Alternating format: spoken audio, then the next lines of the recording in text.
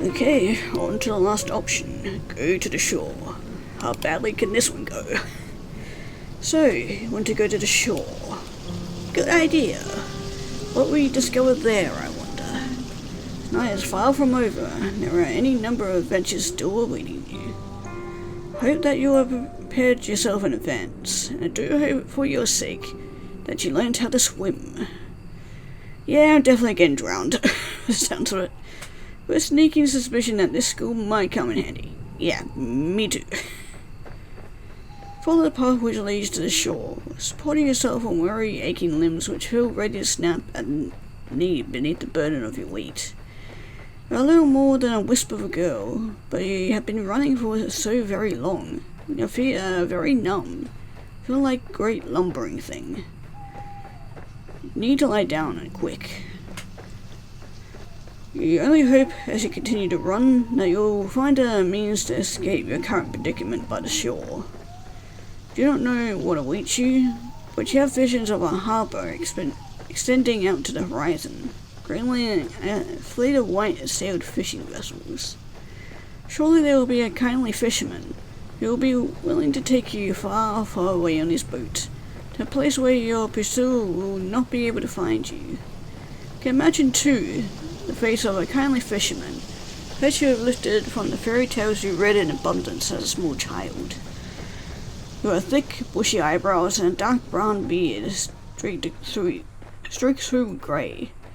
Look intimidating at a glance, but he'll be fiercely protective of you, just like a father. You don't know what fathers are supposed to be like.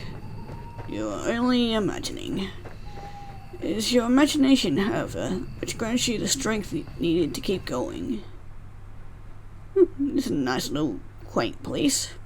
Run to the shore. It takes some time before you finally emerge from the woods, but finally you do it. How much time, you ask? Cannot answer that. Did I not say that time has begun to lose all its meaning?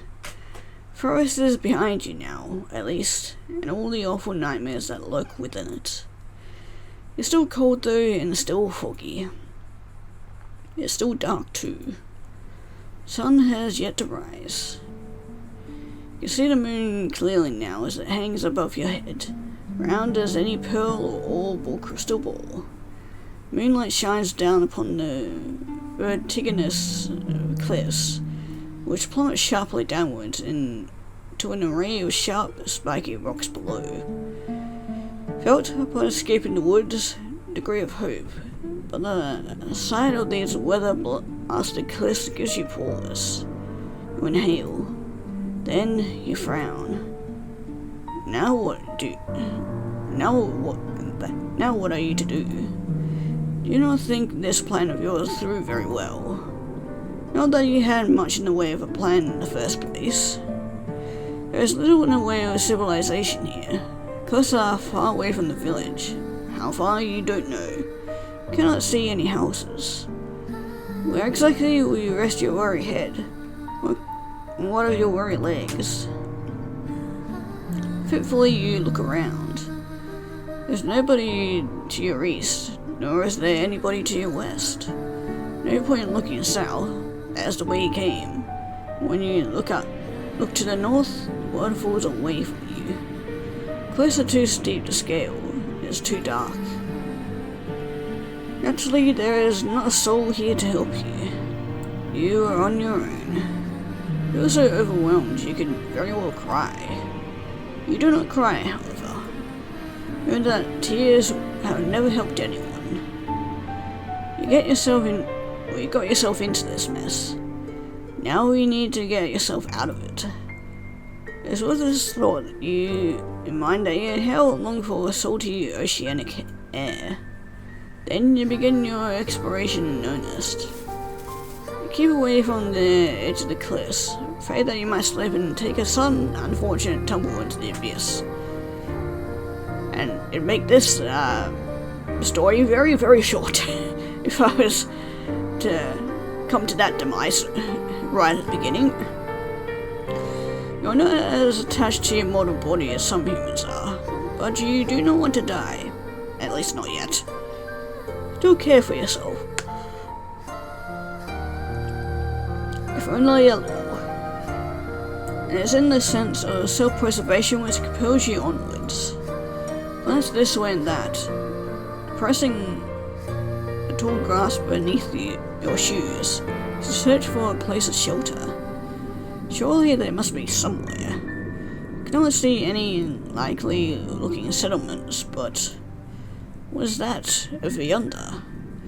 Could that be a roof? Oh, a shack. You hurry onwards, hope budding anew in your heart, till at long last you reach your destination.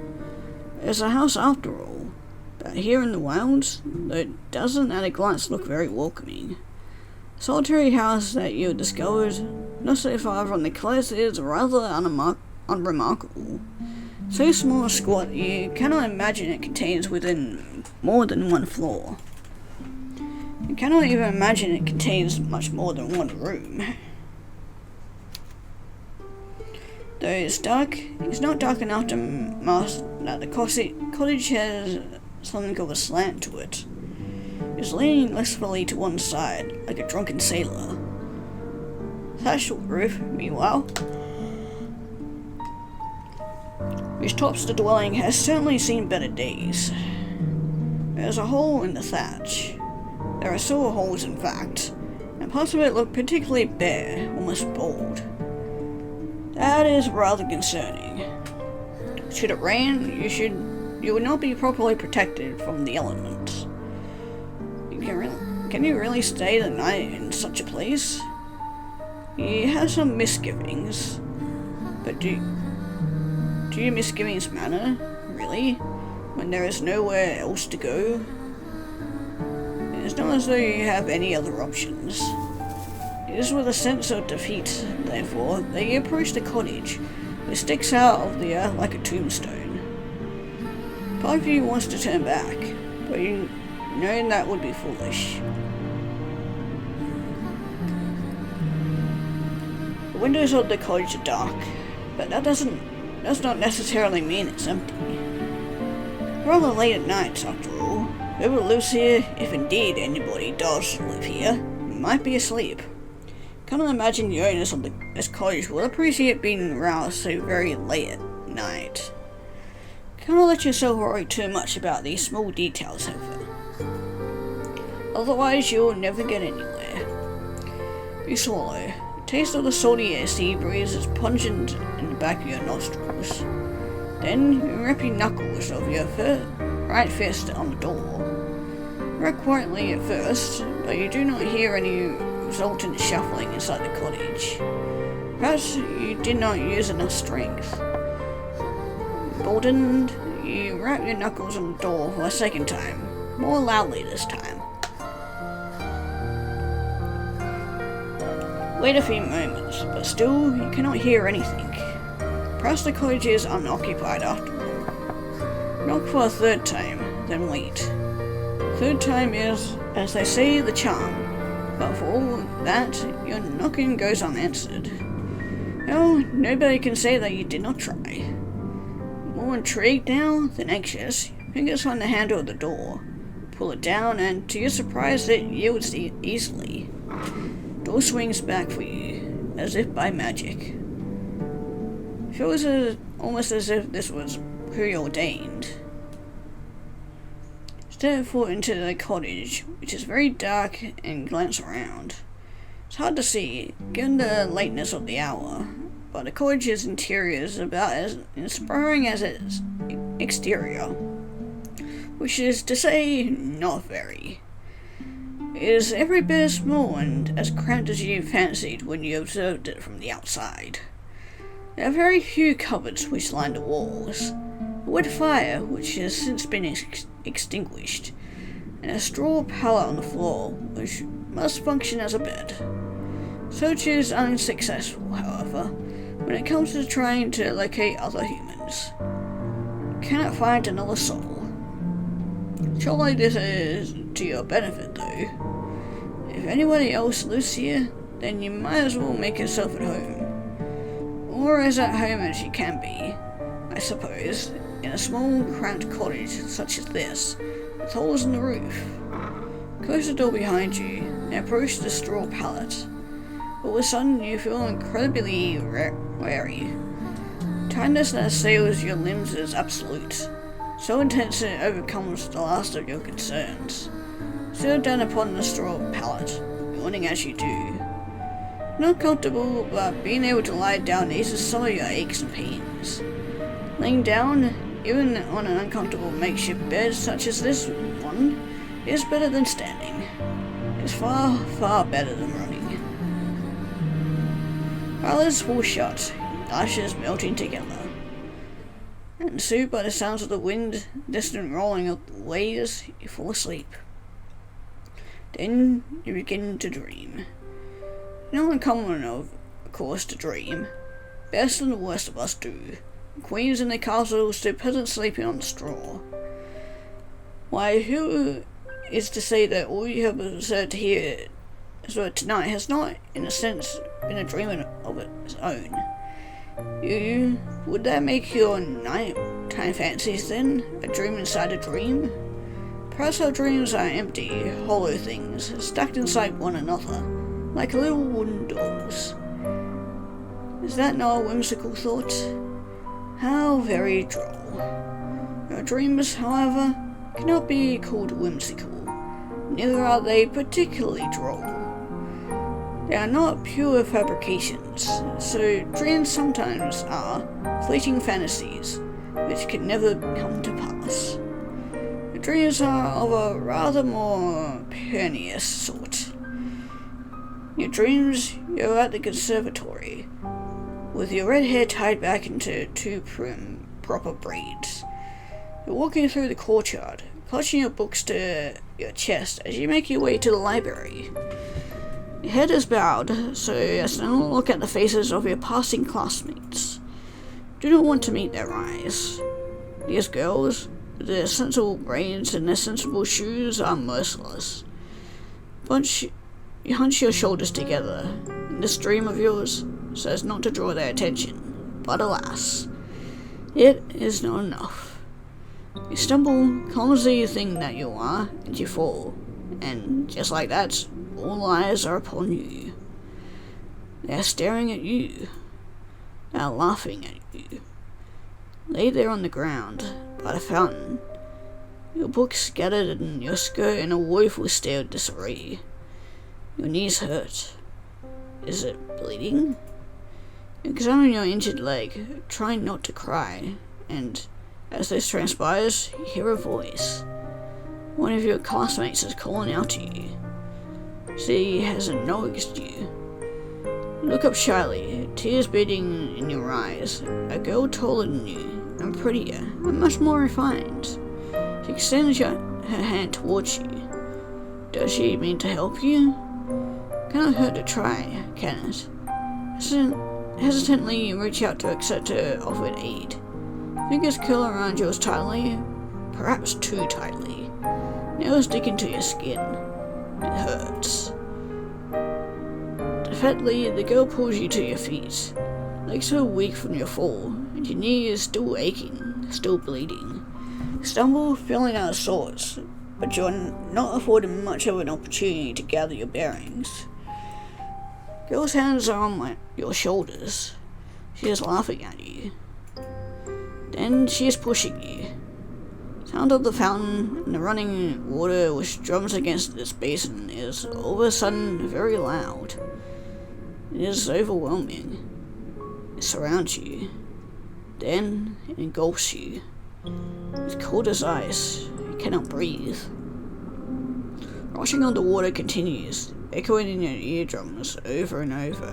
Then, no, you don't want to remember this. What good will it do? It's in the past, but the past ought to remain. You're never going to go back, not even in your dreams. It's this determination which forces you back into the world of the waking with a start. Gasp like a fish as you sit upright. Eyes are naturally wide. Feel worried from the lack of sleep, and half-lidded eyes, you glance about. It's still dark inside your cottage, Sky visible from beyond the window splashed still with stars. How long were you asleep? We're not sure. Your dream was so very detailed. It really did feel like that you had been transported into a different time, to a different place. When you inhale, you can taste rank, fruited water in your mouth. Tentatively, you pat yourself down, fingers trailing against the front of your uniform. So if it was your dream, half expected to find your clothes are damp. This is not the case, however. You are in fact perfectly dry. Well, now what will you do? Will you go back to sleep? That sounds like the best option available to you. You're very tired, but your senses feel too overwrought all of a sudden for sleep. You do not think you could bear it. On unsteady legs, you rise to your feet and stand by the window. Look out to the starry sky, the pitted moon which hangs amongst them, and you frown. You can hear the wind outside howling like an injured animal, and more softly, the ebb and flow of the waves as they meet the cliffs. But that's not all. What is that sound? Why, it almost sounds like singing. Voices far away enough that you cannot pick out any individual words, nor even individual syllables, but there is a haunting quality to it.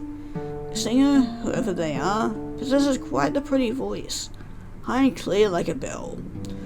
Or like a siren. Oh god. Last thing we need to meet is a fucking siren. But, pretty sure the last thing I remember is that sirens usually go after men, don't they? Or do they also go after women too? Not really sure. The song is melancholy, one which stirs your heart. Curiosity takes foot inside you, as it did during that fateful day you found that book in the library. Logically, you know you should not go outdoors to seek the source of that singing. But emotionally, that is another matter altogether. Really should have learned your lesson by now. You should know better to go sticking your nose into business which does not concern you.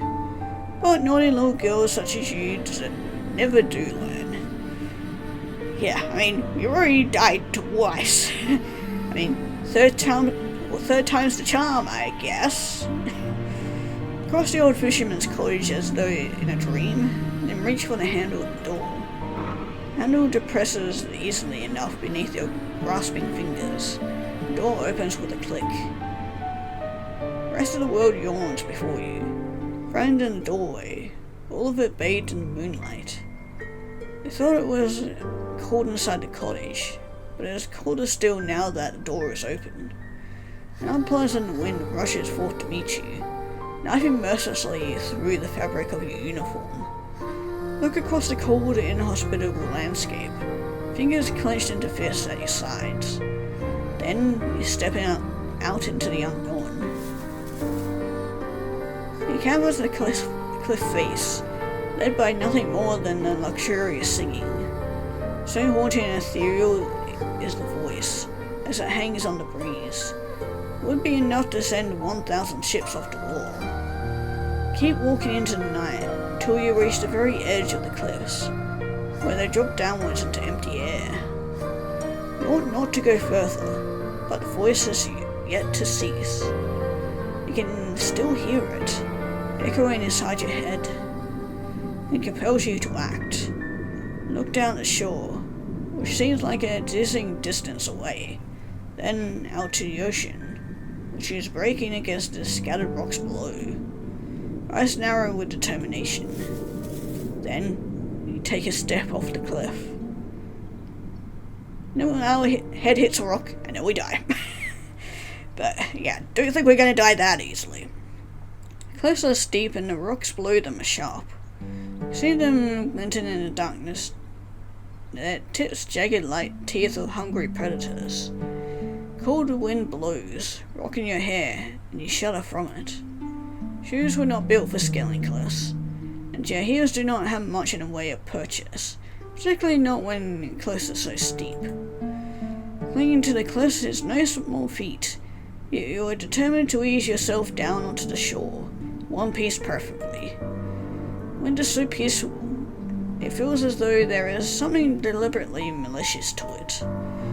You wonder, during your descent, if it means to knock you off your perch on purpose, cast you down to the rocks below. Well, if that is what it wants, then you refuse to give it the satisfaction. You can be awfully stubborn at times, and now is one of them. Continue to climb. How long have you been at it now? Till at long last, your feet meet the shoreline below. You made it. You did not sustain too many injuries. Palms are throbbing, yes, under gripping the rocks. You might have a few cuts, but your wounds are of a shallow and superficial sort. Things could have been worse. Flex your fingers. Feel uncomfortably numb and cold alongside it. Skin is prickling, but at least you can still feel discomfort. At least it is still attached to your bones, where it ought to be. Vital organs concealed within the hollow cavity of your body. You have a lot to be thankful for. Night has, by and large, been quite stressful. There are no longer any obstacles between you and the mysterious voice which lulled you outdoors. Now you must find them. Surf down the shore on the hunt of the singing voice which has captivated you.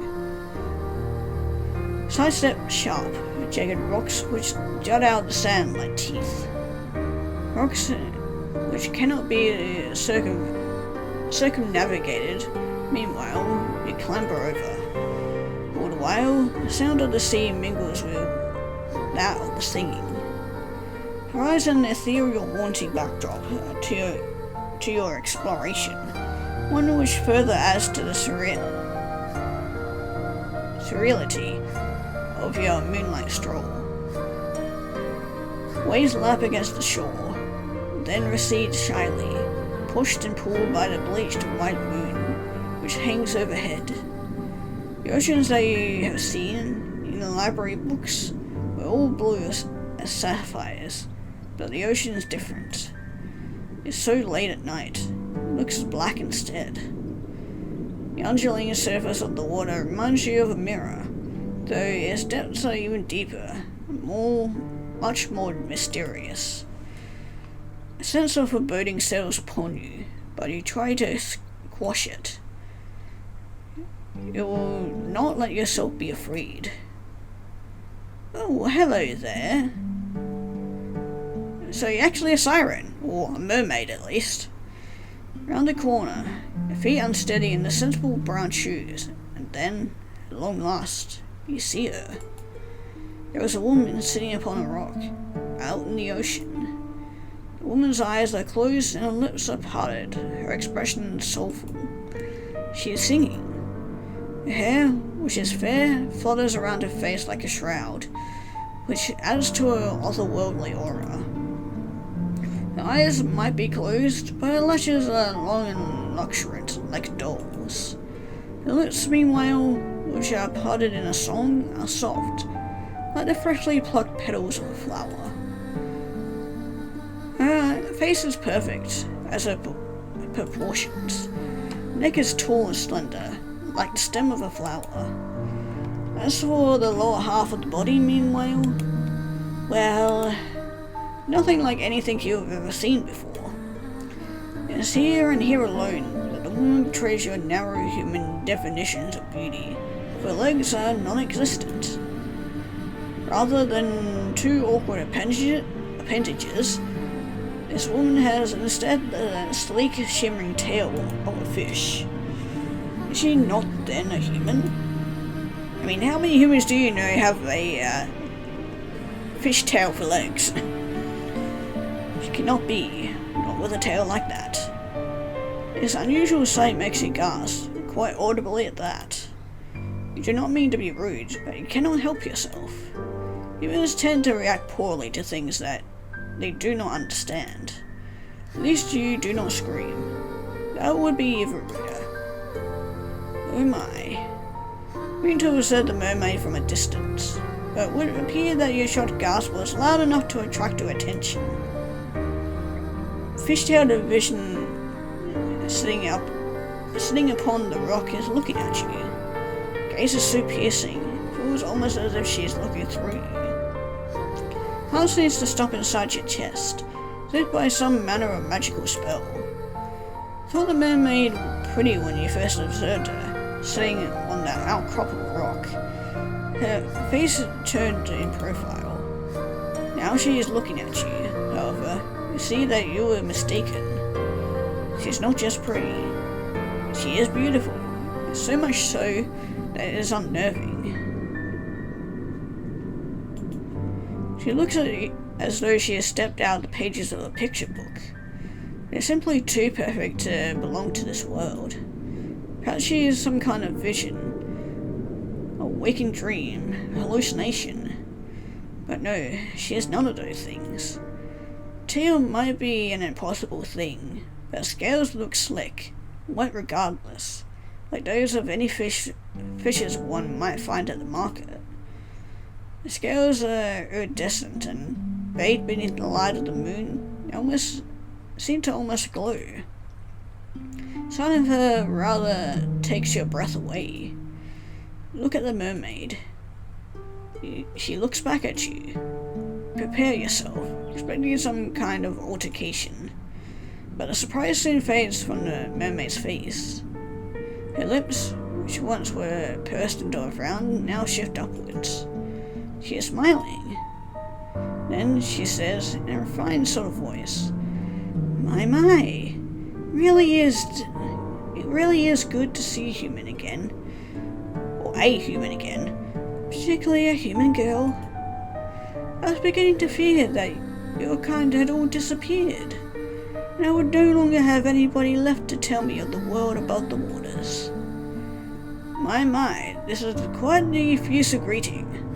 Member's introductory speech is positively brewing with excitement of a sweet girlish variety, rather more amicable than the fine polish of her syllables would make one suggest.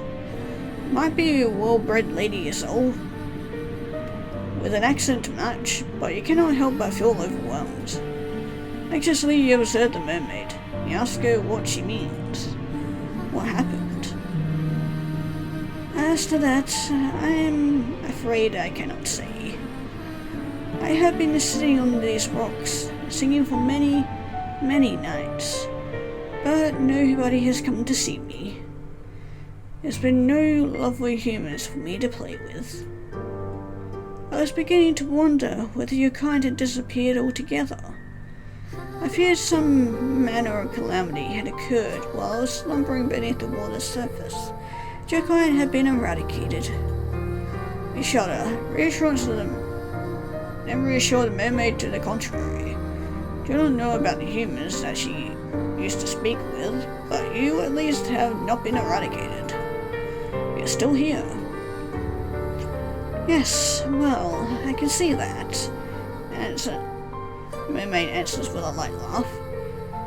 It really is a relief. My fellow mer people who live beneath the water told me not to worry. But I couldn't help myself. I've always been fond of you humans. It was rather sombering, sitting here night after night, all on my own. Gets so lonely here. Hey, there's a whole game title for the playthrough. Now that is an interesting turn of a phrase. Catches inside your head like a burr. Have you heard it before? We absolutely have. And if we've heard that before, it also means we're probably gonna die. Again, like the other 2 times. And knowing my luck is gonna be drowning.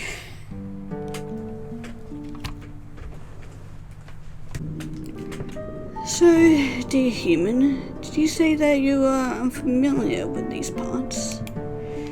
Evidently you examined the mermaid. Thoughtless though you might be, at times, you're not very self-centered that you cannot detect the note of longing in the mermaid's voice. It is evident as she looks at you, that she is hoping for a particular answer to her query. This answer, alas, is not one that you can furnish her with. Do not want to lie to her. It It was after some hesitation, therefore, that you reaffirmed your earlier words, though this time you embellished them. Tell the mermaid that you are a traveller from a far-off land, one which is very dissimilar to this one. It's not a complete fabrication. Tell her that you have only just arrived by the shore. You are unfamiliar both with your immediate surroundings and those further afield. There is a village nearby, then you had never set foot in it.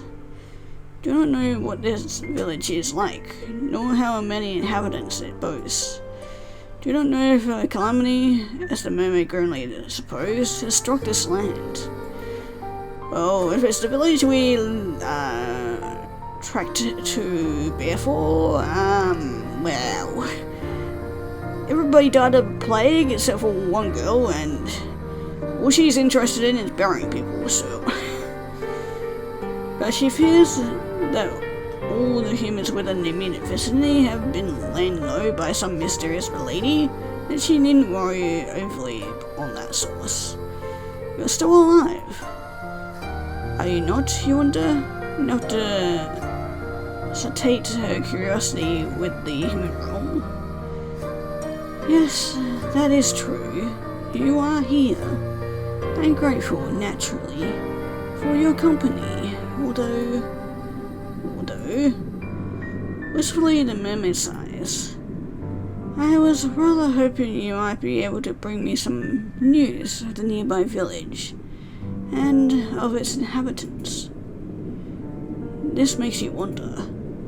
Was there a particular person from this village she was close to? So you were able to work out that much? Mermaid answers with a small smile. You are an intelligent one, aren't you? Your professors would beg to differ on that score. You were always awful when it came to academics, mathematics in particular. Same here.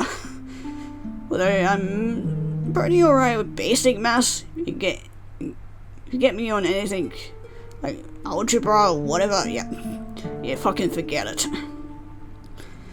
You could never get your hands around all the numbers.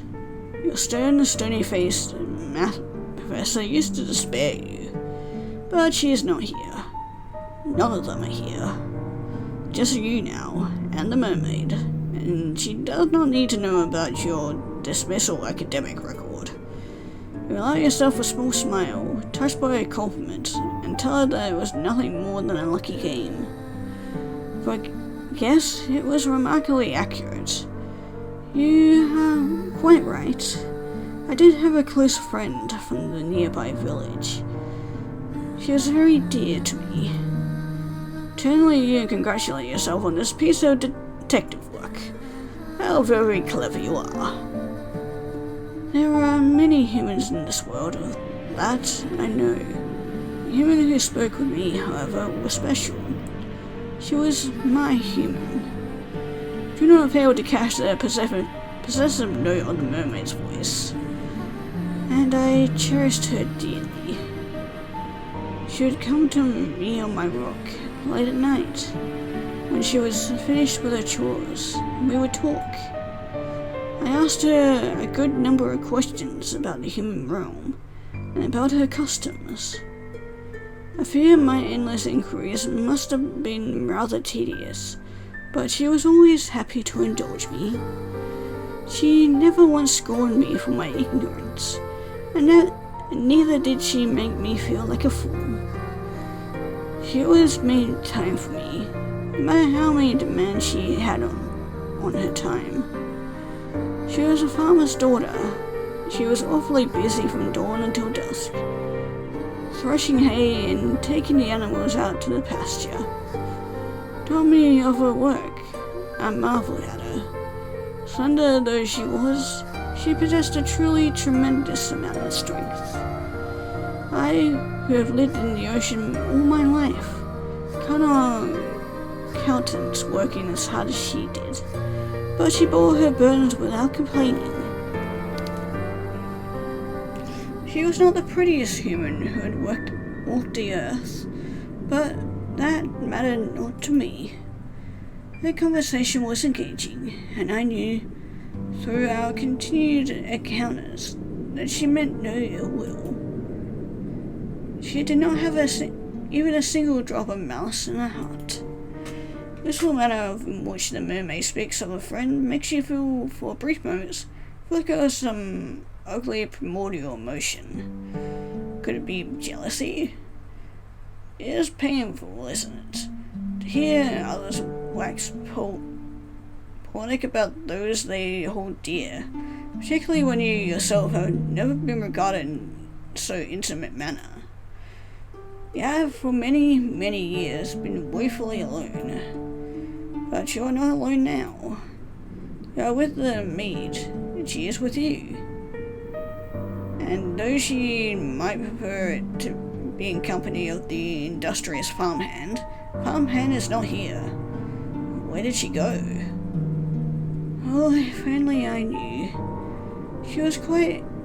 She quite simply disappeared one day, almost as if she had been whisked away by a wicked spirit. Seems like quite the anticlimactic ending for such a close relationship. Did the farmhand not tell her companion beforehand that she might one day disappear? Or, unless she was murdered. No, she did not. Nothing of the sort happened. It was all very sudden. So you ask, fully affronted upon the mermaid's behalf, did she not give you any warning? Not a single one. When you asked, did she disappear? I do not know, in truth. Time is a strange concept to being such as myself, particularly as it seems to ebb and flow differently but both above and below the surface. You humans have a strange compulsion to pin down and to place labels upon everything. You have names for your seasons, for your months, even your days of the week. It's all very precise. We merfolk, however, do not bother with such affairs. Perhaps because we live for so much longer than you humans do. We have no need to obsessively document our days, not when we have so many of them at our disposal. This curious remark catches your attention. How long exactly do mermaids live for? A mermaid does not look much older than you do, but you cannot help but wonder. My, nosy, aren't we? Mermaid asks. She loves a soft tinkling sound, like that of a bell, which makes you blush. Were you being nosy? Perhaps you were. You've always had a thirst for knowledge, not of the dry, dusty, academic variety, but of the stories people with strange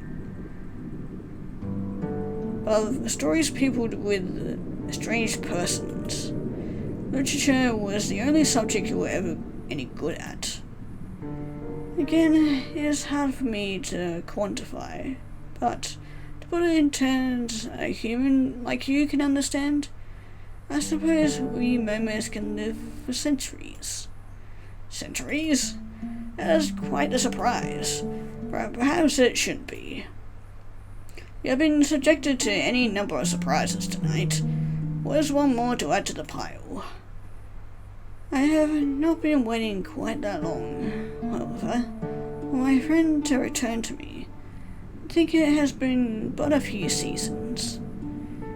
It might not sound like much, but never before have I been so aware of the passage of time. I have experienced any number of wants during my life, and I have never wanted anything quite as badly as I want to see her.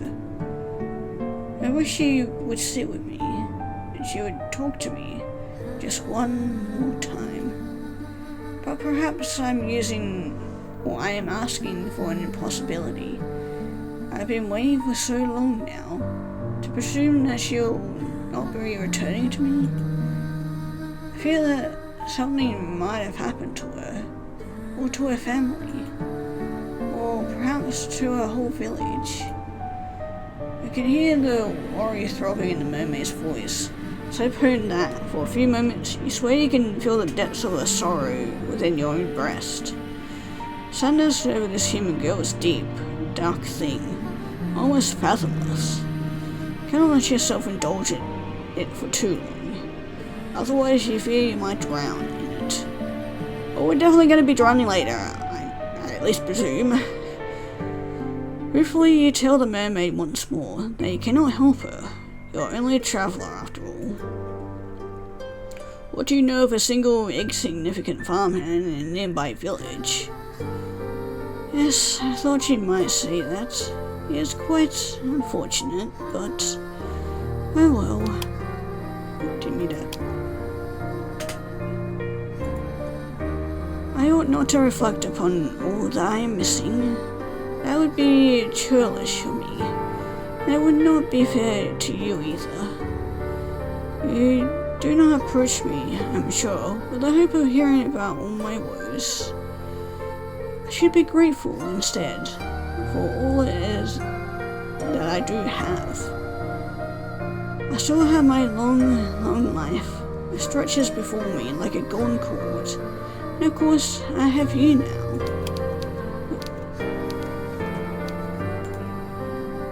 I didn't mean to skip through that. Does she? Do I not? I ought to go soon, before my absence is noticed.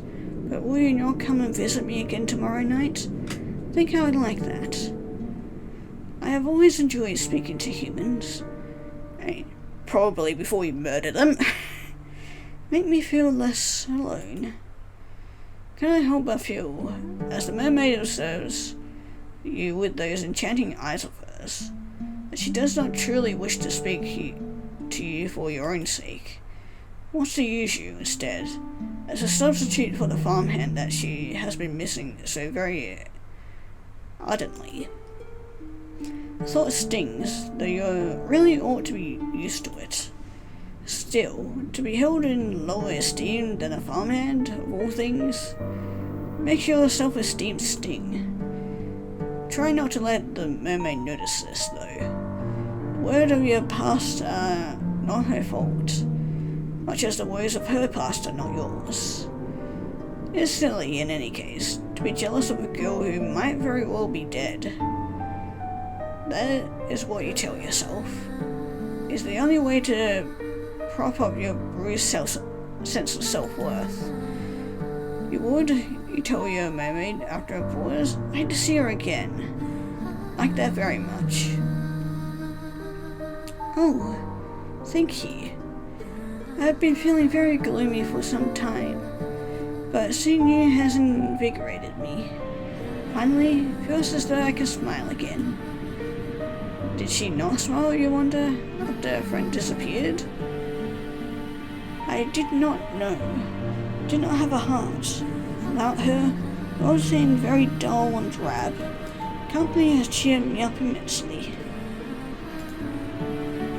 This is why I like humans so much. They're not callous and unfeeling, like the merfolk who live beneath the water's surface. You are much kinder than they are. Oh, if only she knew. If only mermaid was aware, I wonder how petty you are. How jealous would she still care for you? Also makes me think that when you say that, there's something more going on. Well, that is neither here nor there. You agree to meet with the mermaid once sundown the following night. Then make your slow stumbling way back up the cliffs, then to the cottage you have purloined as your own. Once indoors, you settle down upon your pallet, and then you close your eyes. The sighing of the wind outside and the distant rolling of the waves against the rocks do not disturb you. You feel, after your midnight encounter of a Moorish kind, quite at ease, perhaps prematurely so. What happened to the icy fear which prompted your frantic flight through the forest? Where has all that gone? Do you not think you are being a bit complacent? No? Oh well, you will.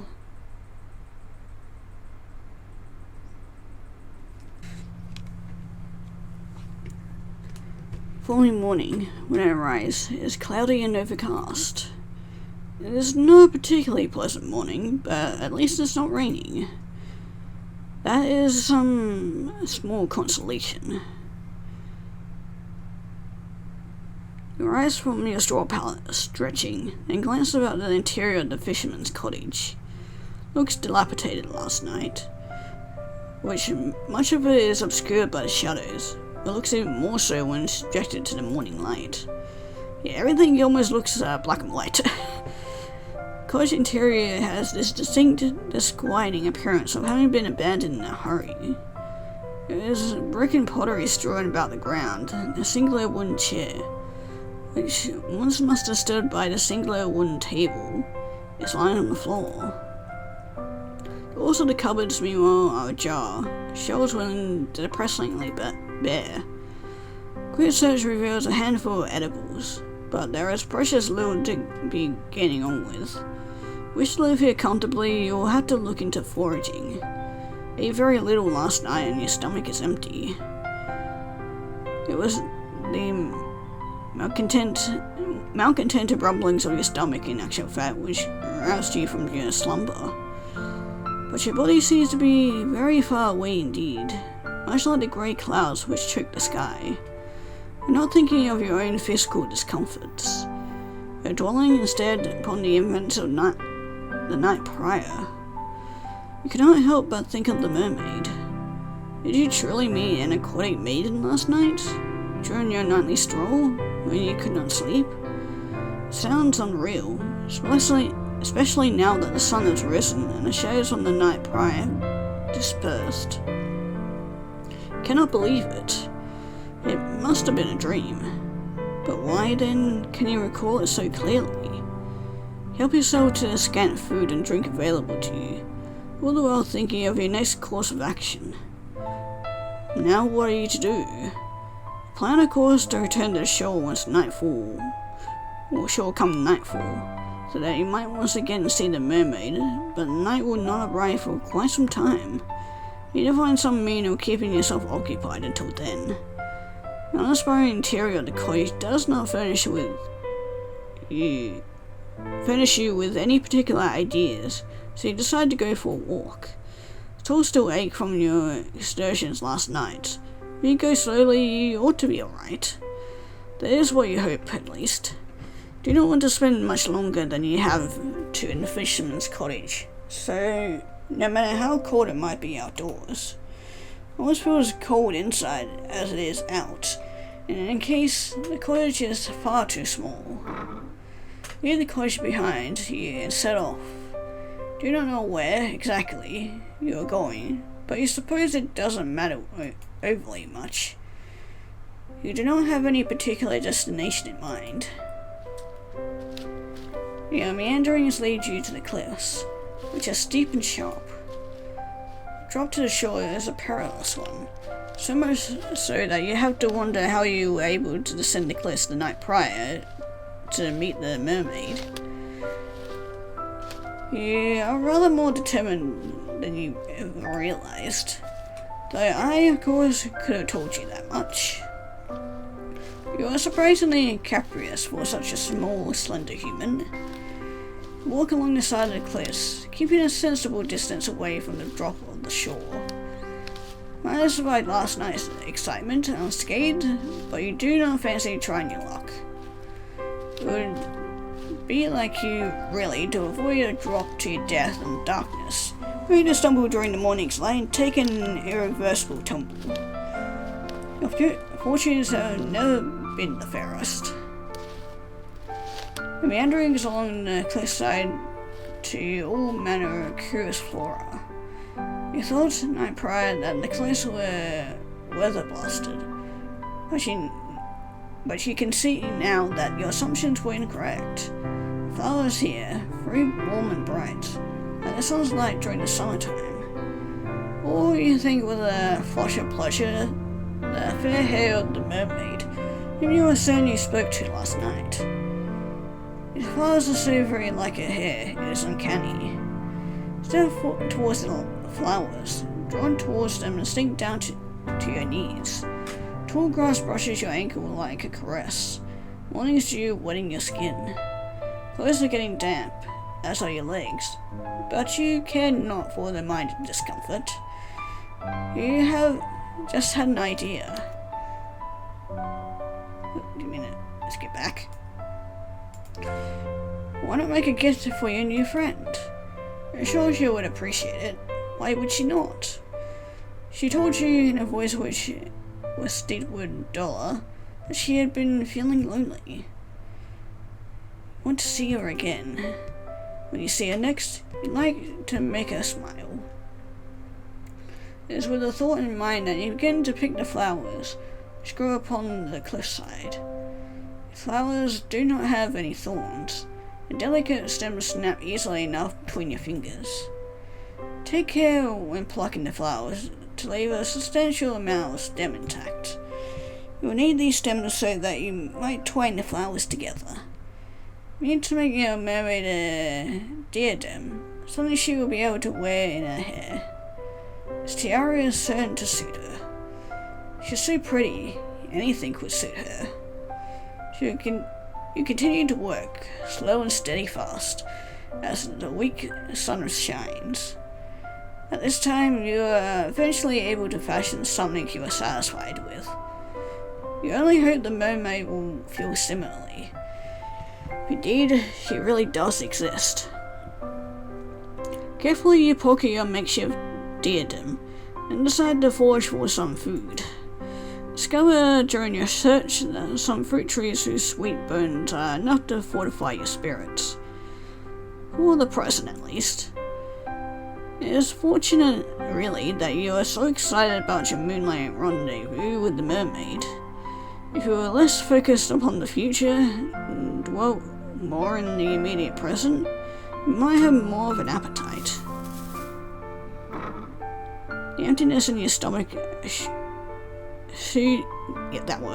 return to the cottage, whereat you mean to wait for the setting of the sun. It's very little to do, you soon discover, in the cottage other than checking the cupboards and sweeping the floor. Occupations which both feel depressingly pointless. There are no books to read either, with which you might pass your idle hours. Do, however, busy yourself with trying to light a fire, so that you might ward off the cold. Time is horribly slow in passing, part because you have precious little to do, but also because you cannot stop thinking of the mermaid. Will she return to the shore as she said she would? Can you truly trust her? Or you hope that you can? If she were not present at your designed meeting place, you think you would die from disappointment. Seconds continue to trickle by, unchecked by any hourglass. As they do, sun sinks beneath the horizon. Part of you worries, however, that it might still be too early to search for the mermaid. Will she be there yet? Sit there, stomach tied in an anxious knot, and as you listen to the wind, which affects your windows, you hear it. It sounds as faint, but you recall it well from the night before. There was a single, solitary voice outdoors. Tempest tossed amidst the rolling waves. Voices high, clear one, silvery. Indeed, voices can have colours. They can finally polish dinner plate in a noble woman's home. One belongs, of course, to the mermaid. What else do you know with a voice as angelic as that? Relief begins to bubble up inside you, relief so potent you feel dizzy from it. She did not abandon you after all. Why, you wonder, did you ever think she would? She said that she wanted to see you. Did you think that a mere nicety? Buoyed as if by a gentle breeze, you hurry to the door. Trembling fingers, and trembling I presume from excitement rather than fear, you seize the handle, then turn it. Then you step out into the dark, inky sky. You walk towards the cliffs, as you did the night prior, beneath the cover of the inky blue sky, wind moaning fitfully with every step you take. Your soul is still ache from the expedition the day prior. but you are able to ignore this discomfort. Seems irrelevant, really, when compared to the prospect of once again meeting the mermaid. You've known her for only one night, yet she has come to mean more to you than your own well-being. You would do anything for the mermaid if she asked it. Well, almost anything. You hurry down the sharp incline of the cliffs to the shore, almost stumbling in your scuffed brown shoes, which really were not built with rock climbing in mind. So frantic are you in your attempt to once again make the mermaid's acquaintance, you very nearly fall. Good thing that you still have enough sense about you to regain your footing. Otherwise this tale would come to a premature end. Eventually you make your way out onto the shore, and approach the jagged outcrop of rock where you last saw the mermaid. The night prior, the mermaid is perched upon these rocks, fair hair strewn about her shoulders. When she sees you from across the shore, she ceases her singing and her eyes light up. Or at least they seem to. So, you have returned to me, my hero, the mermaid says. Then lightly she giggles. Or perhaps I should say heroine. Her praise makes you blush. You do not feel worthy of it. Nobody has ever called you a heroine before. And not the, drug kind, I'm hoping. Or otherwise they'd probably call you a crackhead. Do not even think of yourself as a heroine. A story was made about you, you'd rather think that you would be a supporting character, one without her own voice. You're not interesting enough. Mermaid seems to think you are, though. She's staring at you delightfully, as though you are the one person in the world who she most wishes to speak to. The thought makes you tremble, but not as much as the mermaid's gaze. Tell the mermaid that you do not think you are very brave, but she dismisses your awkward remark with a laugh. I think you are. I saw the way you scaled those cliffs. Thought that you were very heroic. Oh, so she saw that, did she? Then, did she see how you slipped down the cliffs, crushing your palms in the process? And how you nearly fell? Never been the most graceful of girls, but to have your failings exposed before a being as poised and as perfect as the mermaid, it stings a little bit. More in fact than the resultant gazes of your palms consciousness wrought you. Tell the mermaid that there was nothing so heroic about all that. You're simply excited, that's all, to see her again. You went thinking, oh, that makes two of us. I was very excited to see you again. She was. Naturally. I had a very good time speaking to you last night. I'd hoped that we might resume our correspondence. That's why I came to the rocks a bit earlier than usual. I was waiting for you. Did you hear my song? Yes, he replied, but not of your head. Heard it all the way in the abandoned cottage. Called out to you. That was the general idea. I was singing for you. He was. Don't think that you are worthy of the mermaid's song. If she does not mind dedicating her voice to you, then... well, who else would I dedicate my voice to? There's nobody else to hear me. That is a good point, you suppose. Shyly, you look back at the mermaid. Thank her for her song. It's very beautiful. Then you tell her, before you can lose your nerve, that you have prepared a present to her. Oh, have you really? You have. It was a small thing, nothing more than a slight trinket, but it should not be too much of an imposition then. With your clumsy fingers, you reach into your pocket. For a few moments, you fret that your near fall on the cliff might have damaged a delicate chain nestled within, but your worries are in vain. The chain is surprisingly sturdy, given it was made with only a few flowers. and it held firm against the odds. You handle the chain with good care all the same. However, as you hold it out, presenting it for the mermaid's approbation, it's for the mermaid that you fashioned this chain, thought that it would look nicely nestled in her hair. You were pleased with the chain when you first made it, but after looking at the mermaid, you have begun to reconsider. Mermaid's beauty is otherworldly, so much so it almost hurts to look at her. Your flower crown, by comparison, seems a very meagre offering indeed. The longer you hold your gift out, the more unworthy it feels. Have half a mind, as seconds elapse, to snatch your silly, wholly unworthy gift back from the mermaid before she can judge you too harshly. But the mermaid's lips curve upwards into a smile, and in a voice so full of gratitude it makes your heart throb, she says, "Oh my, did you make this for me?" "Oh yes," you reply, still feeling a little flustered. "Saw these flowers earlier when you went for a walk. They made you think of her. Not you hasten to add that you think her beauty is incomparable to these flowers. They are far inferior when contrasted with her good looks," you simply thought. You are unable to get the rest of the sentence out, however, because the mermaid interrupts you, not rudely, but with something resembling compassion. Perhaps she pities you. Must be able to hear how your voice is trembling. Can she also see the way your hands tremor? Oh dear.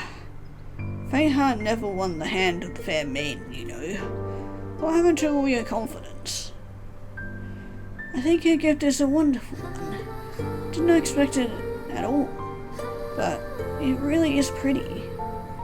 Look at your feet, too shy to meet the mermaid's gaze. Then you say, very quietly, that you are glad that she thinks so, but she does not need to spare your ego. You have precious little of it left as it is. Mermaid seems touched by your shyness. Perhaps she likes her prey to be self-conscious, because she smiles. "I'm not simply saying things to spare your ego. I'm not like that. Readers might spell platitudes as easily as they breathe air, but I do not compliment others unless they truly mean it. Is that not the point of speech? To have an honest dialogue with one another? One party in a conversation is withholding their true intentions, and conversation is impossible." "Are you trying to tell me something? Because get the feeling that you're not telling me something, and the fact that you're probably going to kill me later." "Playing games is a waste of my time, particularly given my time above the surface is so very limited." "Oh." Blush all at this, more deeply still, survey the mermaid beneath the full fringe of your eyelashes. And she really does like it. Did I not just say that? Humans are so very funny. What with all your second guessing, she was like that too in the beginning. She? My friend. Mermaid's answer is a simple one, but makes your stomach clench regardless. Yes, her friend. How could you have forgotten about her? She used to make me guess too, you know. Guess like this one. She would pick flowers on the cliffs, over there, where I cannot tend. Mermaid gestures with the hand to the cliffs, which tower above the shore, tall and imposing, straight to stab the sky above. And she would fashion them into crowns like this one, and bracelets. I was appreciative of her tokens, but she was similarly shy when first she presented them to me. Did not seem to think very much of her handiwork. You and her are remarkably similar, really.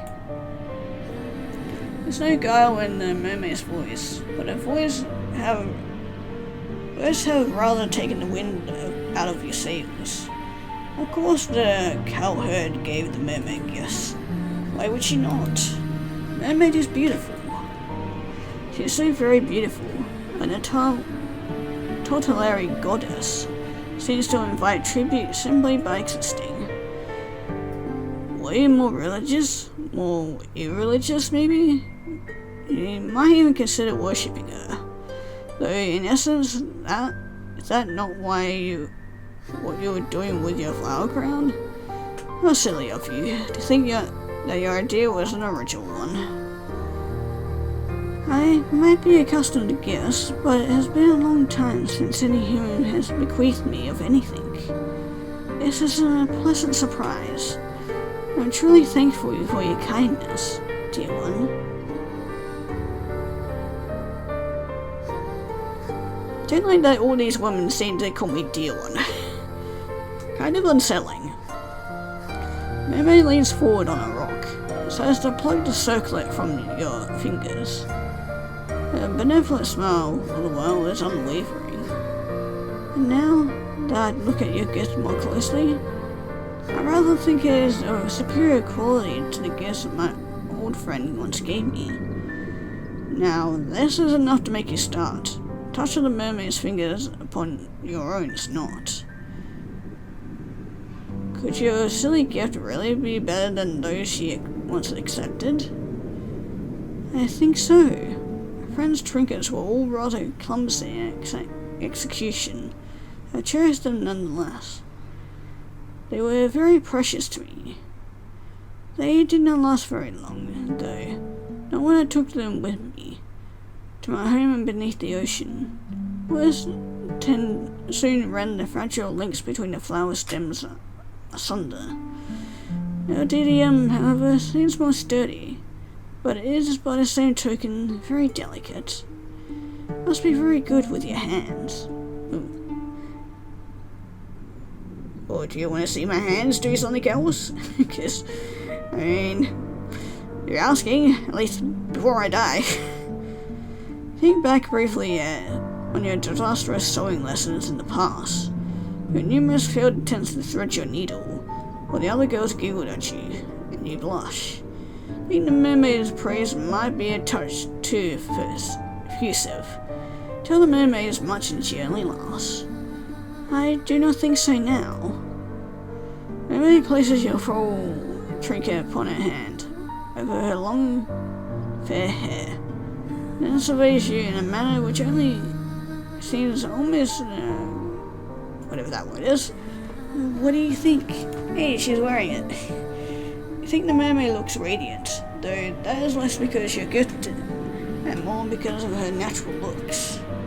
Tell the mermaid this, though no one turns quite as glowing, and she giggles. You're selling yourself too short. I think your gift is lovely, really.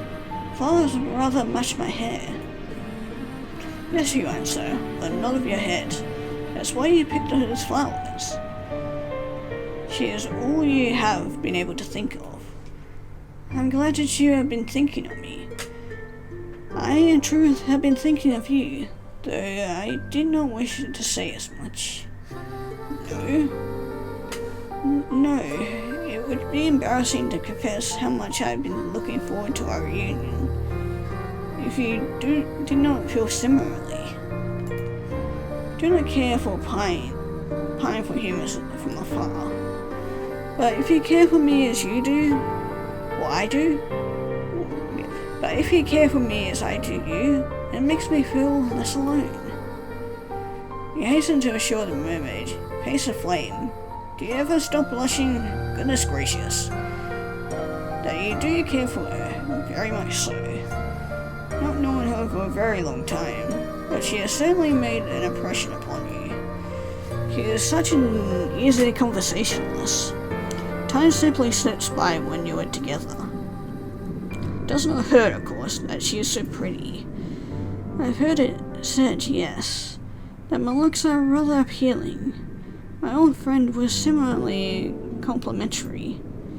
Cannot blame you humans for being so taken aback with me. When my form is so very graceful. The legs seem rather cumbersome in comparison to my smooth, sleek tail. Must be so very depressing to lumber about on land as you do, living your days beneath the harsh sun and the cool, unfeeling moon. Sometimes I'd rather think I pity you. But the surface is a good deal brighter than it is beneath the ocean. I'll grant you that much.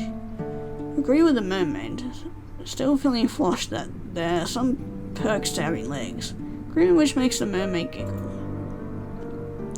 Certain that there are, but you cannot explore the ocean's depths as I can. Presume you have never tried it. Oh god, are you about to show me? Cause you have to remember I'm human, so I can't hold my breath for long. You shake your head. No. Never thought to do so. Partially because you had never been so close to the sea before. Not in all your life. You don't have much opportunity for nautical exploration in the past. You're not allowed to go anywhere then, save to the local church. It's quite a lonely existence. Well now, that is a pity. You were kind enough to give me a gift fashioned from flowers which grow from where I cannot reach, so perhaps I ought to return the favour. The favour? Yes, that's right. It would only seem fitting that I give you something which can only be found in the ocean's depths. Perhaps we could look at it as a form of cultural exchange. Oh no, you processed. Nice way. Couldn't possibly put such a burden upon her. Did not give her a gift after all, because you want to receive anything in return. Anything other than a friendship, that is. Conversation is more than enough to satisfy you. Do not need any physical presence on top of that. Mermaid does not seem convinced, however, by your naysaying. Raises one eyebrow. In this gesture is performed elegantly, and says, "In my company is all it takes to satisfy you, and you are easy to please indeed. But please, do not rebuff me. I am offering because I wish to do this. Remember what I said. Do not say things for the sake of saying it. Oh, you murmur, she really doesn't mind. Of course I don't mind. Now, wait there. I will not be very long. It would be rude to abandon my new friend in the midst of a conversation." Mermaid turns her attention towards the clear, mirror-like water, which shimmers beneath the moonlight. Then she dives. Her body arches elegantly through the air, her long, slender limbs cleaving through the surface of water with an array of ripple. Mermaid's face is submerged, then her torso, and then last her tail. Water rushes forth to envelop her, as though it has been waiting for her. It subsumes her. It swallows her. Then she disappears from view. Mermaid is gone, but you're still there. Well, now what are you to do? Nothing that can be done, you suppose, save waiting. Stand there for several moments, watching the black water lap against the shore. Ariel howls mournfully, like a wounded animal, as it buffets your hair about your face, your torn skirt around your legs. Time elapses, but how much of it? While you stand there fretfully, feeling as steady as a maple. When will the mermaid return? Will she ever return? It's time to worry. Is that all you do? When? Look, over there, by the rocks upon which the mermaid once sat. Water is rippling. Looks as though your new friend has returned. Oh, and her father's actually lost her too. Mermaid pours herself onto the rocks, uses a surprising amount of upper body strength, and smiles at you. I apologize for the wait. I hope I did not make you worry. You were worrying, but you're not half so honest as the mermaid. Mermaids might be spoken as devious tricksters who lure sailors into their depths, but they are in actuality very sincere. Or maybe those fairy tales are actually true and we're about to get, dragged into the sea. They're very much sincere than most humans. Perhaps this is what your kind fears them so much. The few creatures who inhabit this world whose capacity for lying is greater than your own. You'll You tell the mermaid that you're not worrying, and she answers with a weary smile. I am not so sure about that. The mermaid is wilder than you're giving her credit for. She has seen straight through you. But no matter, it took me some time, but I was able to tree for you a gift. Do not have the means to turn this into a pretty piece of jewelry, as you did with the flowers, but I give it to you nonetheless. Do hope you like it. Mermaid leans forward and holds her gift out towards you. Slender fingers unfurl it, like the petals of a flower being folded back, and a seashell. Oh, what a pretty gift it is. The ocean might be dark and deep, cold and unfeeling, but the same cannot be said for the object which glitters upon the mermaid's palm. She has fished from the depths of the water a beautiful shell, one which shimmers prismatic colours beneath the moon's light, much like the scales on a tail. The shell is so pretty, it quite takes your breath away. Look at the shell worriedly, deep by your lower lip. It's a bad habit, you know. You'll make yourself bleed. It's not the first time we made ourselves bleed, so... And ask the mermaid if this is really alright. Would a gift like this not be wasted on you? Of course not. I want you to have this shell because it makes me think of you. It does? How so? I thought it should be obvious. The shell is a lovely find. As are you. Oh, did she just call you lovely? Surely you must have misheard her. I can scarcely believe it. It is an awful lot for you to take in, but... Now, why are you gulping at me like that? One will change, you know, and your face will be stuck like that, which would be quite the shame. You'll waste your good looks, which for a maiden such as yourself would be nothing short of a tragedy. Seems as though the mermaid really does think you're pretty after all. A mermaid with a smooth skin and her fair hair. You can scarcely believe it. There is something almost laughable about the mermaid's compliments. How could she call you pretty when it looks so immediately obviously superior?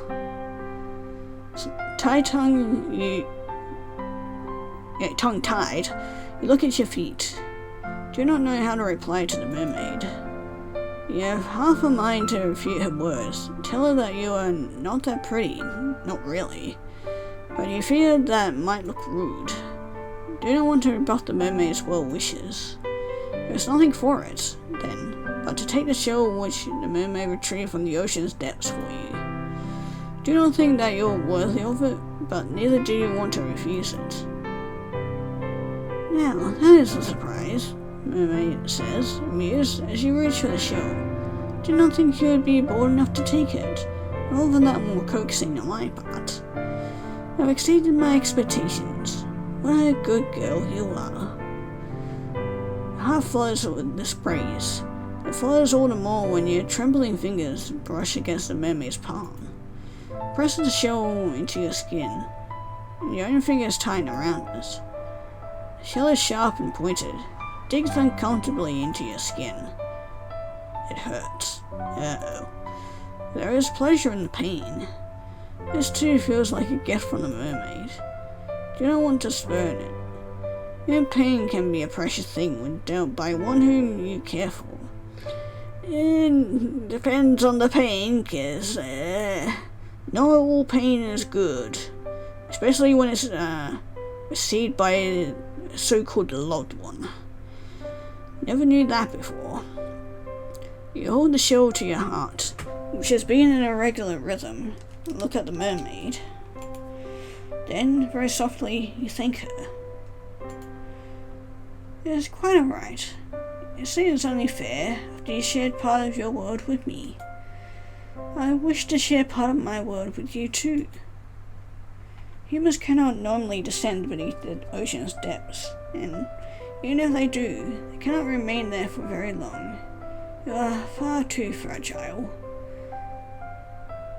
Would that I could. I'd bring you with me to my underwater kingdom, where we might be together. Mary's melodic voice trails away, fused with something resembling melancholia. He sighs, and she shakes her head and smiles. But that's what I have to do for the present. Please take good care of that shell. Look at it from time to time, and think of me. That would make me very happy indeed. Days passed, following this nightly encounter with their aquatic acquaintance. It was almost intolerable of slowness. Enjoy the hours of sunlight as best you can by going for long, bracing walks. Mr. Heather, foraging for berries and fruits among the hedges. Even when you muster up enough courage, take an old fishing line covered by the fisherman's cottage. Try to look at by the shore. Initial attempts at angling are without success, but as time passes, your proficiency in the art grows. Some time after you take up your rod, you find you are able to catch the odd fish here and there. Small scrawny things, mostly, but meat goes a ways to bolstering your rudimentary diet. You teach yourself how to remove the scales of the saltwater fish that you have captured, and how to gut them. Learn too how to cook them over a simple fire. Sometimes you skewer the fish of yours on spikes and roast them slowly, inwards and all. You're able to sustain yourself well enough during the day, though your faint pangs of hunger you experience never quite go away. Physical discomfort, however, is secondary when compared to your desire to visit the mermaid. Days might be dull and drab, but your nights comparatively are made of magic. It's only during the night that the mermaid emerges from beneath the waves, and when she does, you hurry to her side. Never before had anybody who took so great an interest in you, not until you met the mermaid. That's why she has grown to mean so very much to you. She is the very first friend you've ever had. But if you do not temper your obsession accordingly, fear she may very well be at last. Care little for the potential danger, however, which lurks beneath your interactions with the mermaid. Are able to show the mermaid how much that you value her, and you hope within time that she will come to value you too. Probably not so to attempt to take me back to her place. Keep her there, or keep us there forever and ever and ever. Keep seeing her, surely she will stop thinking of her human friend, whom she lost so suddenly. This is your plan, at least. Fortunately, your self-serving wish to grow closer to the mermaid seems close to be granted. Her nightly conversations, when you greet her, come easily enough, words tumbling from your mouth like a thread. You've grown rather comfortable in the mermaid's company, and she yours. She must have, for it is not long after you bequeath your diadem of flowers to the mermaid that she looks at you and posits a curious question. I was wondering, dear one, whether you would mind indulging me. I know this might not seem like an appealing proposition, but I thought it would be remiss of me to ask. I've seen some of your world, for I sat on the shore for many, many nights since, but you have seen nothing of mine. Seems unfair that I should know some of your world that you inhabit, for you know very little of my own. So would you care to come with me beneath the ocean waves? Here we go. There is so much that I wish to show you, sights that cannot, I fear, be accurately represented in language alone.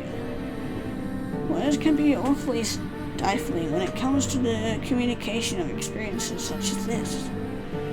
It's quite a florid speech, but at the heart of it, it beats a simple enough request. Mermaid wishes to bring you beneath the ocean's surface so that she might show you your home. I flutters initially, but that the mermaid wishes you to show you something personal. But after this flutter and flattery, there comes an uncomfortable sense of unease.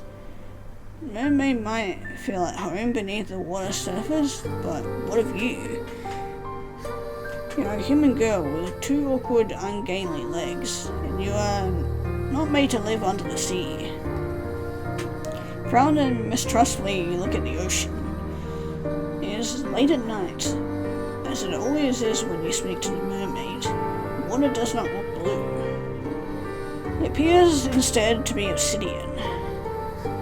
The waves moan as they break against the rocks, which is just one on the shore like a mighty dragon's bones. They sound angry, violent, almost. Salty sea sprays arcs through the air. Caught in the moonlight, it shimmers sharp as knives. Instantly, you take a step back. You're a little afraid of the sea, so restless, so deep, so all-consuming, it reminds you of a hungry monster. You have never submerged yourself beneath the ocean before. Never had the opportunity. Do not even know how to swim. You're fearful for your own safety. Should you consent to dive beneath the undulating menaces of the water, but do not look frightened, dear one. I will be with you. I will not let you go. You have my word. Oh, sure, you're not gonna let go of me. But yeah. I'm sure you're gonna keep hold of me while I'm down the water and not let me go up to the surface again to breathe. Shyly glanced at the mermaid. She is still perched upon a rock, hand folded neatly upon her. Well, she does not have a lap, not really. You're still afraid, but the mermaid's reassurance does help. Has she not told you numerous times that she is nothing if not honest? I mean, she's honest, but how much of it is, not malicious? You trust her not to break her word. Well, she definitely won't be breaking her word. She will not leave you beneath the waves, abandoning you to a cruel, lonely fate, become the food of so many fish. I mean, she didn't exactly say that. She said she wouldn't let me go, so that you are certain. That's why, despite all your misgivings, you find yourself nodding your head. If that is what she wants, then you will accompany her. You're interested too in what lies beneath the ocean's surface, out of sight. Oh, I knew that you would agree. Thank you very much for humouring me. I will endeavour to make the next few moments the most memorable you've ever experienced. Oh, they're definitely going to be memorable, but probably short-lived. Now, would you care to come with me? I shall guide you. Ocean depths might be dark, but I'll not let you get away from me. Promise. Yeah, again. She's not entirely wording it, saying, oh yeah, like I'm not gonna let you drown, but it's like, yeah, I'll not let you get away from me. Mermaid extends her hand towards you, hand which seems to cut through the moonlight, just like a blade. Moon's celestial rays play against the mermaid's upturned palm, so that shimmers. Mermaid's hair too is glowing, backlit by a Celine's glow, that she almost looks like an angel. Beauty is such that, for a few moments, you cannot do anything, neither step towards her, nor back away. You feel frozen in place, rooted into the sand, like some shore-growing tree. You still do not understand why the mermaid has taken such an interest in you, but an old adage does occur to you. Or not to look a gift horse in the mouth, or ignore the pleas of a graceful, dignified mermaid. Reach out, your arm shaking like a skinny barrel, whatever that word is, of an ancient tree. Find the mermaid's hand with your own. Mermaid's fingers curl around your own. Nails, oh now, you notice how sharp they are, digging into your skin. Though the mermaid herself looks very soft, her grip is surprisingly strong. Do not think if she willed it, you would be able to get away from her. But why would you want to do that? She does not mean you any harm. Right. Now, let us be on our way. There's much to see in my underwater kingdom. Cannot wait to show you. Mermaid turns towards the ocean as the Reaper passes, on which during you allow yourself to stand there, hand cleaned by the mermaids, as the wind buffets your hair and your skirts. Inhale deeply. The smell of the salt is heavy, the back of your nostril so much so that you could choke on it. It's not a particularly pleasant smell, but you've grown accustomed to it after living in your tumble-down cottage by the shore. It is nostalgic almost. I have a vague feeling as you stand on the precipice between your world and that of the aquatic companions, you might never be able to smell the salt in the air like this. That's just a silly superstition though. You're being foolish. Mermaid will return you back to the surface in due course. Will she not? Yeah, no she's not. Hope that she will. You, unlike her, cannot breathe underwater. I've been meaning to ask the mermaid about this fact, but you are not afforded the opportunity to speak. The mermaid has already shifted, her fingers still twined about yours. She dives forward, her body slicing through the surface of the water like a knife. You, inexorably, are dragged along with her. Water rushes forward to meet you in a sudden, shocking rush. Mermaid's descent might be graceful, but yours is anything but. You do not know how to position your legs. Your limbs feel awfully ungainly. The shock of the water as it touches your skin, meanwhile, is intense. Did not think the water would be this cold. No, it's not just cold, it's freezing. Feels as though all the warmth has been sapped out of your skin. If your head was not already beneath the ocean waves, you might gasp from it. But you do not gasp, however. You cannot. You've already been submerged. Your body no longer feels as though it is your own. Hair is unspooling beneath you like a thread. The skirt is unflattering. Your body rocks to and fro as though being soothed in a mother's arms. It's a curious feeling, but it's not wholly unpleasant. Only it were not so cold down here, beneath the ocean's depths. You might find it relaxing. It is dark underneath the surface of the water, yes, but you have not ventured so very far. Not yet, at least. That the glow of the moon cannot penetrate its depths. Your surroundings are illuminated though faintly. Thanks to this precious illumination, you can see the schools of fish swimming about you.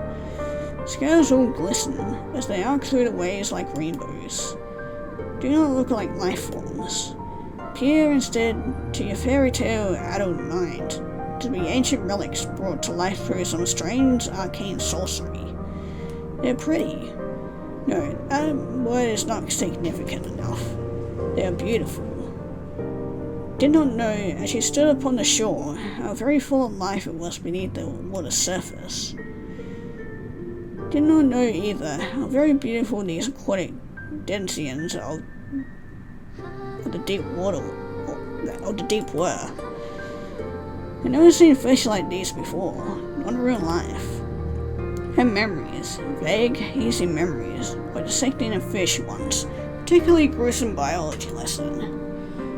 That feels like a very long time ago now. And further I think on your present and dwell upon the past. But the seconds pass, and as they do, Mermaid continues to swim, leading you deeper and deeper into the ocean's depths. While once you were close enough to the surface that the moon's light could still slice through the waves, now it is very dark, you can scarcely see. Vision is beginning to blur. You can feel an uncomfortable pressure weighing down on your inert body. You have descended to realize the ripple of anxiety too deep. Humans are not meant to descend into the depths. Water once cold now feels freezing. Presses every inch of your exposed flesh, as if to sap what little warmth you might still possess. You shiver. When you do, swear that you can hear your teeth clattering. Despite the water which stops your ears. Water stopping up your nostrils. So much water down here at the bottom of the ocean. It's endless. Mermaid might be able to breathe underwater, but you're not so very fortunate. Life is far less sophisticated than hers. It requires oxygen with which to furnish your body with continued strength, not salt water. So trying to inhale the endless water which surrounds you makes you shudder. You'd rather not attempt it. You do not have gills. Nor will the mermaid take you back to your surface. Surely she must know that you have fast begun to near the limit. You've been underwater for too long. It's cold, too cold. It's too dark now. In the event, you cannot see much of anything. Joy you once felt during your underwater adventure has begun to dissipate. It's like the last of the oxygen you now still possess. It's time to return to the surface now, but how are you to communicate this to the mermaid? Cannot speak, she is not looking at you. She is staring instead fixedly at something beyond your comprehension. Something far away, perhaps in the underwater gloom that you cannot see. Not knowing what else to do, you try to pull your arm free from the mermaid's grip. You hope that this will signal to her that she has grown too carried away with her endeavours, that she ought to cut short your expedition and return you to the shore. Mermaid does not react, however, to attempts to escape her. Grip does not slacken, as you'd hoped, from about your wrist. In fact, it is quite the opposite. It feels as though she is gripping more tightly than she was. You have to prevent your escape. But why would she do that? Well, she did say that she would promise to never let go of us, so can you blame yourself for that one? Tapped on the mermaid's shoulder to get her attention, just a which prompts her to at long last to turn. Hair blows around about her, suspended in the water like a shroud. Then she says, in a calm, measured, incredibly reasonable voice of hers, "Yes, dear one, what is it?" If you could, you would open your mouth to reply to her, but alas, you're a human girl, not a fish. You cannot speak underwater. Any attempt to do so would accomplish naught, save filling your pretty little mouth with water. Mermaid really ought to have considered that before she started to ask you questions. But your comfort seems to be the last thing on the mermaid's mind. Rolls at you gently, delicately, and then says, "Understand, being underwater for so long must be beginning to take its toll. Do your lungs feel like iron? Are they heavy?" Does understand your words. Might not be able to speak, suspended as you are in the dark, murky depths, but communication is not wholly impossible. Nod your head in yep, that word, hoping that this will be enough to make your distressed parents, but yes, that will happen. It is a natural part, so I've heard, of drowning. Not that I have ever had the opportunity to experience it for myself. I am incapable, you see, of meeting my demise in such a manner. Now, what was that? What could she mean? I mean, whoever answers, because you read minds, that this was a calculated act upon my part. Forgive me, dear one, but the moment you consented to sink in beneath the water with me, your fate was sealed. Lungs will be flooded with water soon enough. Then you'll die. It's not a pretty way to go. You needn't worry about your cot exploding, disfiguring, or being eaten by fish, though. I'll take very good care of it, I promise. What is it with these girls and wanting to take care of my dead body? In death, you will look lovely, almost angelic. Not that... Is that not what you always wanted? Do you know what the mermaid thinks it is, exactly, that you want? You think she is labouring in some severe misunderstandings. I to try and correct her. You do not want to die, but of course she cannot open your mouth. What a pity. Or at least it saves me the effort of transcribing your dying pleas. You're welcome, I guess, or narrator pal. Doubt they would be particularly interesting. It probably would have been much of the same as the last 2 times, so don't feel like we're missing out on much. You want to know why I'm doing this? I would not mind obliging. I had no secrets to keep from you. Other than the secret, perhaps, that upon your first meeting, she nursed within her cold fish's heart the desire to bring about your watery murder. You might have liked to know that before you agreed to sink beneath the ocean's surface with her. I mean, it was kind of a little bit spelled out for you, but you were too naive and too willing to accept anything from her because you were too enamored by her looks. I'm only doing this because I have no choice. The other girl I liked, after all, the one whom I adored, disappeared. She went away, and I was never again afforded the opportunity to see her. Remind me of that girl, though you do not look much like her. You do not act very alike either. But you are both humans who, despite your delicacies, have no shortage of determination. Mankind is able to live when your lifespan is so very short, and you are susceptible to so very many diseases, is a mystery to me.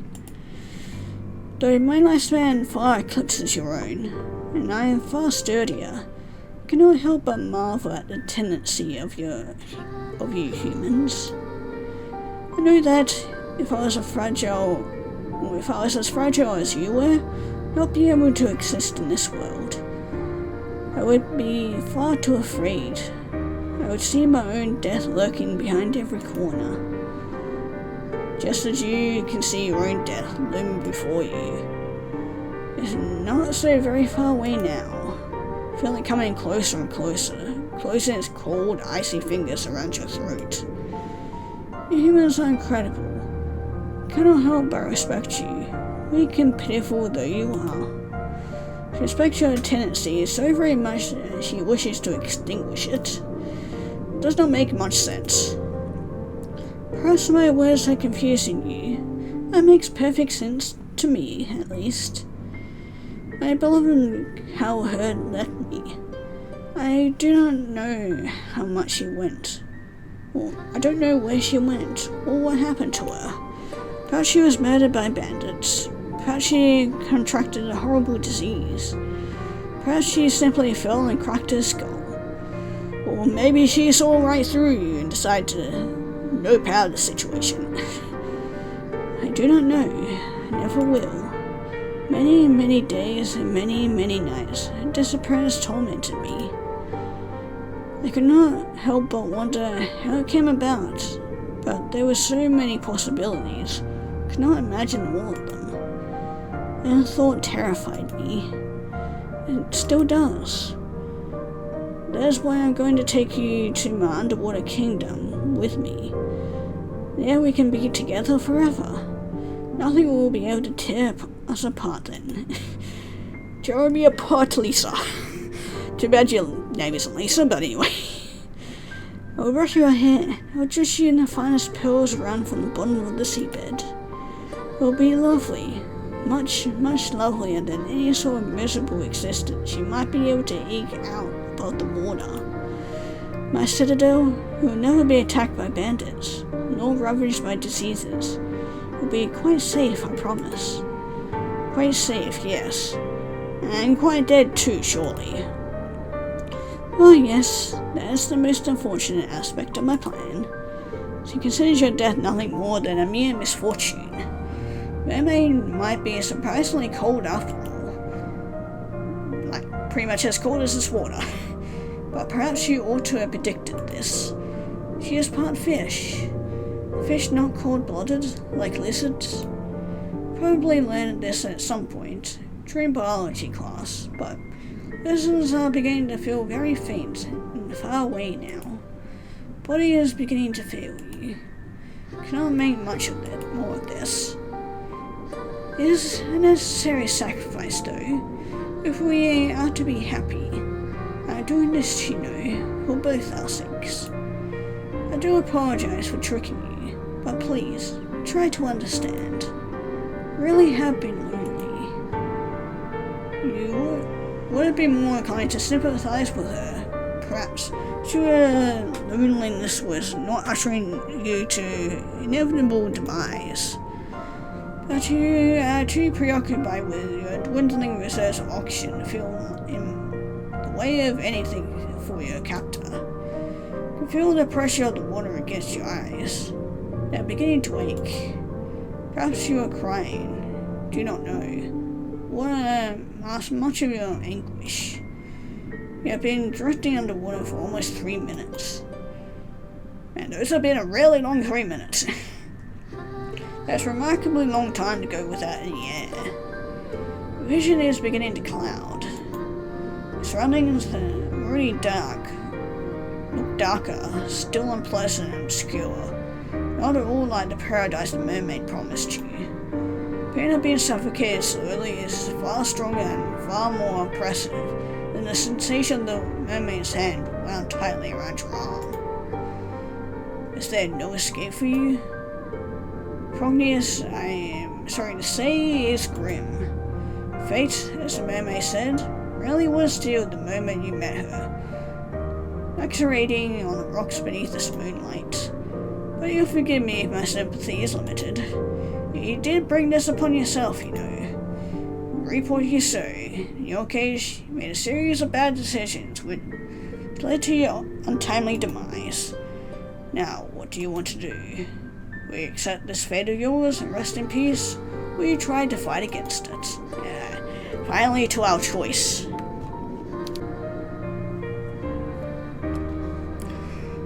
Okay, well, the first thing to do is accept our fate. That is a bit of an anticlimactic answer at this juncture in your life story, but I suppose it would be reminiscent of me to lecture you too much. Are you sure you're aware of what terrible series of decisions you made? No need for me to blabber at this point. That would be boorish, not to mention tedious. I'm rather tired of scolding you. So instead, I think I'll content myself with loving you. What, you thought in your death the mermaid was the only one who was able to consent you? I know I have said this before, but you really are naive. You cannot escape me, even if you are at the bottom of the deepest, darkest ocean. Lord might have forsaken you, but I never will. I will never leave you. You will never be lonely again. Okay, well, with that, we now fight against your fate. I wonder what's going to happen now that we don't have any other options. I like the look on your face. It's looking full of determination. The self-same determination which first prompted me to take an interest in you. You tell that you are not happy with this ending. You did not come all this way after all to drown. And quite the indecorous demise, regardless of how many fine stones and shells the mermaid means to twine through your hair after your death. Wish to carve out a new story for yourself, then I'd be only too happy to indulge you. Try not to get on the bad side, good side of any homicidal naiads this time. Drowning a fair maiden is something of a cliche. Fate is once again in your hands. Now I wonder, which path will you take? Oh, interesting. We get a new option. Give up. So, you come back here, have you? Does not come to much of a surprise. Though presented with 3 potential paths, it is not as though traversing any of them would have any particular impact upon your ultimate fate. In the end, you are always destined to return here. Do you really think you had a choice? How hopelessly naive of you. Thought you were smarter than that. Your breath, which once escaped your lips in sharp, ragged gasps, now on the verge of petering out altogether. Lungs feel deflated, as though you have been punctured. Blood is rushing through your temples in a heady, overwhelming surge. Your stomach, meanwhile, has twisted itself up into knots. Body feels heavy, lungs in particular, and you no longer wish to obey you. Take a stumbling step forwards, and your foot gets caught in a root. You're certain that you passed this route once already, that you overstepped it. But perhaps your memory is beginning to fail you, just like the rest of your body. You gasp, surprised, pitch forwards, dull and senseless like a sack of potatoes. Arms hits the ground with a crack, which makes you cry out in pain. Tears begin to bead on your eyes, wet and salty. Tears which you cannot stymie, whatever that was. Not as resilient as the gravedigger, nor as carefree as the princess. Lived underwater like the mermaid, then nobody at the very least would be able to tell that you were crying. But you do not. And I can. Believe me, I can. Your arms ache dreadfully, but at least you can still feel it. Poor feet, meanwhile, have gone quite numb. We tried to stand, but you had you had the energy, but you know, as you sit there dazed, that this would be a futile effort. Cannot stand, not any longer. Hurts too much. Really have been through a lot tonight, haven't you? Fear had not been very kind to you. But you ought to be accustomed to hardship. Why then are you crying? You've always been a crybaby. That's why they teased you so much. Because they knew they would be guaranteed a reaction. You are very predictable. Even now, after you tried to borrow my power for your own purposes, you have not changed at all. As you sit there sobbing, you hear, or you think you can hear, footsteps approaching you. There, to your right, is the snapping of a twig. To your left, telltale rustles of leaves. Every sense feels razor sharp, honed to a knife pointed by anxiety. You're so panicked, you feel as though you are going to be sick.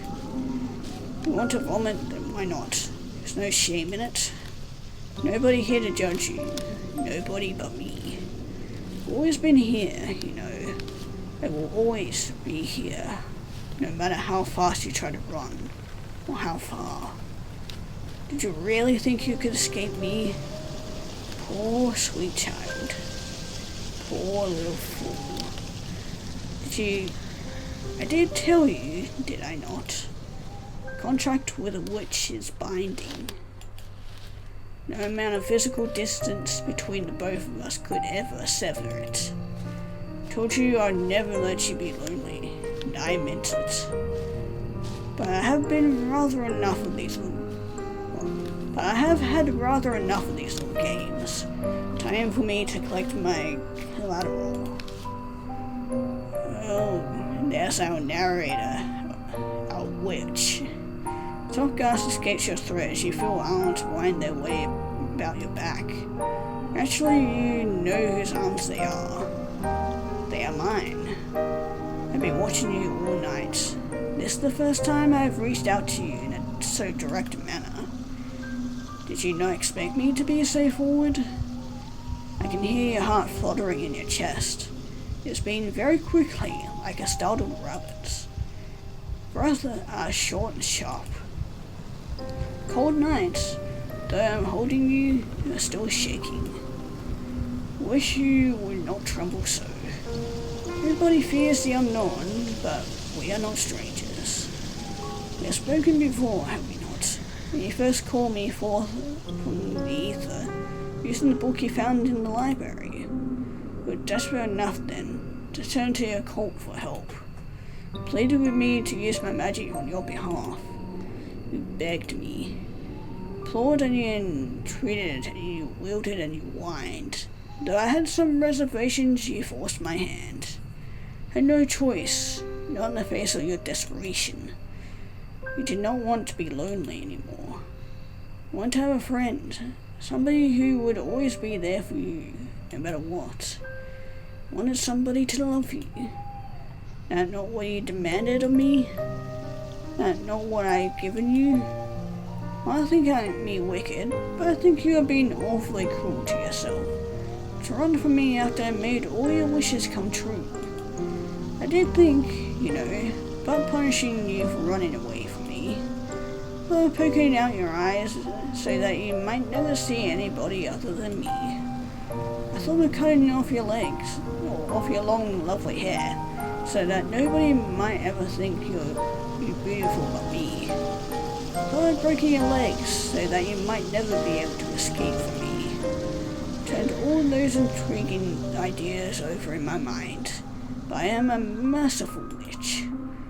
Though you can hurt me, I do not wish to hurt you. You asked after all that I love you. That is what I did. I have drowned you in my love. I buried you beneath my love. I swallowed you with my love. You have already been a sad, lonely girl, one who has been starved of affection. Nobody has ever cared for you. Life has been a barren, empty wasteland, one devoid of any fonder feelings. That's why I drowned you, you see. That's why I had to bury you. That's why I had to swallow you. In the end, I was doing you a favor. I was doing it all for you. In that sense, you're very lucky. Do you know that now? There are very few people in the world who have the privilege of being loved to the brink of insanity quite this many times in one night. There are very few people in the world who can claim to have been loved by a witch.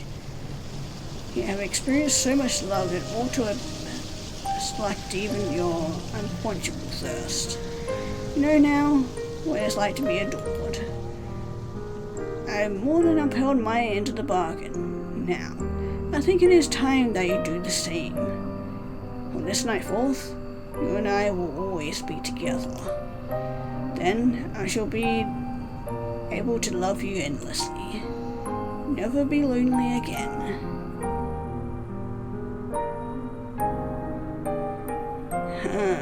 That's the end. Get so lonely here.